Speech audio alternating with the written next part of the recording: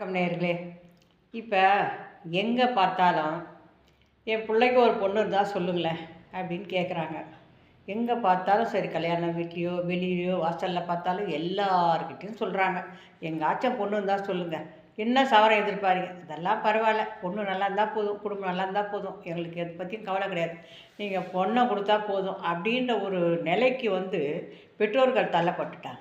ஏன்னா காரணம் வந்து பிள்ளைங்களுக்கெல்லாம் நிறைய வயசாகிடுது. அதுவும் பருவத்தே பயிர் செய்ய அப்படின்னு சொன்னாங்க. இப்போ பருவத்தே எங்கே செய்ய முடியுது? அப்போல்லாம் 25 வயசு 20 வயசில் கூட கல்யாணம் பண்ணிடுவாங்க, பொண்ணு கிடைக்கும். அப்படியே வெளியே போவாங்க, சொல்லி வைப்பாங்க. இந்த மாதிரிலாம் ஜாதகம் எடுத்துக்கிட்டு ஹைட்டு, அப்புறம் வந்து சம்பளம், இன்கம் டேக்ஸ் சர்டிஃபிகேட் கொடு, அதுக்கப்புறம் அவங்களுடைய பேக்ரவுண்டு என்ன, என்ன படிப்பு, குவாலிஃபிகேஷன், இதெல்லாம் யாரும் பார்க்க போகிறதில்ல. ஆனால் பெரும்பாலும் வந்து பொம்பளைங்க வந்து வெளியே வேலைக்கு போக மாட்டாங்க, ஆண்கள் வந்து தான் போவாங்க. அதனால் அவங்களுக்கு எங்கேயோ ஒன்று பார்த்து நிறைய நகை நட்டெல்லாம் கூட கேட்க மாட்டாங்க, சவரன்றது மாதிரி பிரச்சனைலாம் கிடையாது. அதனால் ஈஸியாக நடந்துருந்து. இப்போ எல்லா குவாலிஃபிகேஷனும் பார்க்க ஆரம்பிச்சிடுறாங்க. பார்க்க ஆரம்பிச்சனால இதில் படிப்பு கம்மியாக இருக்கிறவங்க எல்லா பசங்களும் படிச்சிடுறாங்க.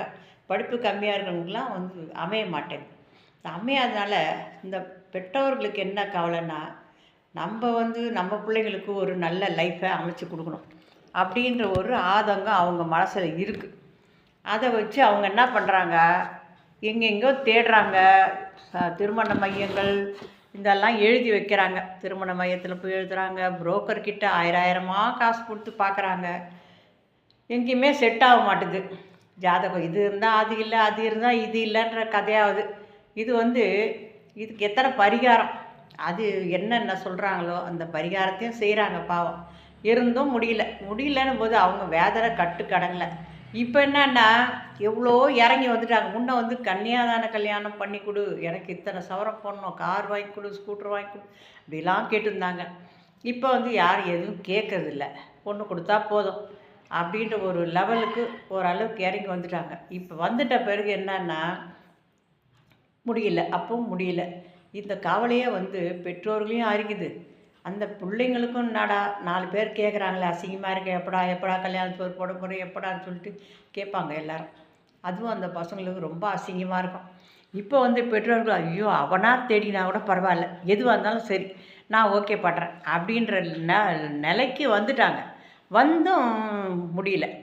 இது என்ன காரணம்னே தெரில. ஆனால் இப்போ வந்து பொம்பளை பசங்க வந்து கம்மியாக இருக்குதோ, இப்போ ஆண்கள் வயசு நிறைய இருந்து இது கம்மியாக இருக்கிறதுனால நிறைய செட் ஆகலையோ அப்படின்னு தெரியல. அப்படி தான் ஓடிட்டு இருக்குது. இதுக்காக நிறைய பரிகாரம்லாம் செய்கிறாங்க. ஆனால் எனக்கு தெரிஞ்ச ஒரு சின்ன பரிகாரம் உங்களுக்கு சொல்ல ஒரு ஆசைப்பட்றேன். என்னென்னா, அப்போல்லாம் அந்த மரப்பாச்சி பொம்மைன்னு ஒன்று விற்கும். இது வந்து நூல்கள்லேயே இருக்குது. இந்த மரப்பாச்சி பொம்மைன்றது 2 பொம்மை, ஆண் பொம்மை பெண் பொம்மை இருக்கும். அது பசங்களாம் முன்னெல்லாம் விளையாடுறதுக்கு வாங்கி கொடுப்பாங்க. இப்போ வந்து அது எங்கே இருக்குதுன்னே தெரியல. ஆனால் தேடி பார்த்தா கிடைக்கும் எங்காச்சும். இந்த பொம்மையை வாங்கிட்டு வந்து வீட்டு ஹாலில், எப்படி நீங்கள் கல்யாணம் பண்ணால் ஹாலில் வந்து நீங்கள் வெளியில் வாசலில் ஒரு மாவேலை தோரணம் கட்டிட்டு ஹாலில் வந்து கோலம் போட்டு அதுக்கு உட்கார வேண்டிய மணக்கட்டை போட்டு, மணக்கட்டையில் நிற்காது, அது ஏதோ ஒன்று நிற்க வச்சு அதுக்கு புது துணியை கட்டி சின்ன பூ மாலை போட்டு வரிசையெல்லாம் சும்மா சின்ன தட்டில் வரிசை வச்சு எப்படி கல்யாணம் போனீங்களோ ஒரு 10 பேரை கூப்பிட்டு வச்சுருங்க. உங்கள் வீட்டிலே கூட ஒரு 10 பேர் இருந்தால் ஓகே தான். அதில் வந்து ஒரு 5 சுமங்கலி பெண்கள் கண்டிப்பாக இருக்கணும்.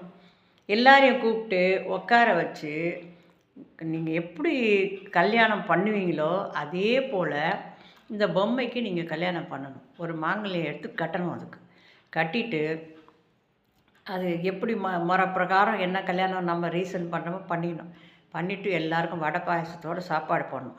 போட்டுட்டு ஒரு 5 சுமங்கலி பெண்ணை தேர்ந்தெடுத்துங்க. அதில் எடுத்துக்கிட்டு அவங்களுக்கு வெத்தலைப்பாக்கு, பழம், ஒரு ஜாக்கெட் பிட்டு, ஒரு 10 ரூபா, 10ஓ 50ஓ உங்கள் கையில் என்ன வருமோ அந்த காசு, பழம், மஞ்சள், குங்குமம், தாம்பூலத்தை கொடுத்து அவங்க 5 பேரையும் நிற்க வச்சு யாருக்கு கல்யாணம் ஆகலையோ அவங்க வந்து அவங்களுக்கு அவங்க கையால் அவங்களுக்கு தாம்பூலம் கொடுத்து அவங்க காலில் விழுந்து அட்சதை தூவி ஆசீர்வாதம் பண்ணால் திருமணம் கைக்கூடி வருது அப்படி ஒரு சாஸ்திரம் சொல்லுது. அதே போல் கல்யாணத்துக்கு நீங்கள் போகிறீங்கன்னா மணமக்கள் உட்கார்றாங்க பார்த்தீங்களா, அந்த மண மேடை, அந்த அந்த மேடைக்கு கீழே அரிசி போடுவாங்க. அங்கேயே விழுந்திருக்கும் செதறி. மஞ்சள் கலந்து எல்லாரும் ஆசீர்வாதம் பண்ணுறாங்க பார்த்தீங்களா, அந்த அரிசியெல்லாம் கொட்டியிருக்கும். அதில் கொஞ்சூண்டு எடுத்துகிட்டு வந்து வீட்டுக்கு யாருக்கு கல்யாணம் ஆகலையோ அவங்கள காலையில் குளிக்க வச்சுட்டு, நல்லா குளிக்க வச்சு கிழக்கு முகமாக பார்த்து உட்கார வச்சு, இந்த அட்சதையை ஒரு 4 பேர் 5 பேர் அவங்க தலையிலையும் தூவி சீக்கிரமாக திருமண பிராப்தம் வரட்டும் அப்படின்னு சொல்லிட்டு ஆசீர்வாதம் பண்ணுறதும் ஒரு பரிகாரம் தான்.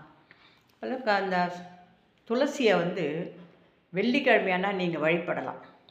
கல்யாணம் ஆகாதவங்க தான் இல்லை, கல்யாணத்து இருக்கிறவங்களே அம்மா அவங்க கூட வந்து போய் வழிபடலாம். வாரம் வெள்ளிக்கிழமை அந்த துளசி செடிக்கு மஞ்சள் குங்குமம் வச்சு வாழைப்பழம் தலப்பாக்கு வச்சு ஒரு விளக்கேற்றி வச்சு கற்பூரம் காட்டி வழிபட்டால் அதுவும் கல்யாண பிராப்தம் கூடி வரும். சனீஸ்வர பகவானை சுற்றினாலும் சுற்றிட்டு 48 நாள் சுற்றலாம், முடியாதவங்க அரை மண்டலம் இல்லையா 9 நாள் சுற்றிட்டு அன்னை சாயங்காலமே ஆஞ்சநேயர் கோயிலில் போய் வடை மாலை செலுத்தினா கண்டிப்பாக கல்யாணம் முடியுது அப்படின்னாங்க. இந்த 3 பரிகாரம் 4 பரிகாரமும் இதை வந்து ரொம்ப வேலையெல்லாம் ஆகிட போகிறதில்ல. எவ்வளோ கஷ்டப்பட்டுட்டீங்க, இது ஒரு கல்யாணம் முடிஞ்சால் உங்களுக்கு எவ்வளோ மனசு திருப்தியாக இருக்கும், ரொம்ப சந்தோஷமாக இருக்கும். ஐயோ பரவாயில்ல முடிஞ்சிடுச்சு அப்படின்ட்டு. இது வந்து எட்டாத கனவாக இருக்குது. சில பேருக்கு ரொம்ப பயங்கரமான ஸ்ட்ரெச்சு உளைச்சல் எல்லாம் வருது. அதில் எப்பா எப்படி தான் தெரியல, எங்கே தான் இருக்குது இந்த பையனும் பொண்ணுன்னு தெரியலையே, எங்கே மாட்ட போதோ கடவுளை வேண்டிக்கிட்டு தான் அவங்க இது பண்ணுறாங்க. இந்த சின்ன பரிகாரத்தையும் செஞ்சு பாருங்களேன், நம்புங்க நல்லதே நடக்கும் அப்படின்னு நினச்சி இந்த பரிகாரத்தையும் செய்து பாருங்கள், உங்களுக்கு நல்லதே நடக்கும். உங்கள் பசங்களுக்கு கல்யாணம் கூடி வரும், நீங்களும் கவலைப்படாமல் சந்தோஷமாக இருப்பீங்க. செய்யுங்க, நம்புங்க, நல்லதே நடக்கும். நன்றி. வாழ்க வளமுடன்.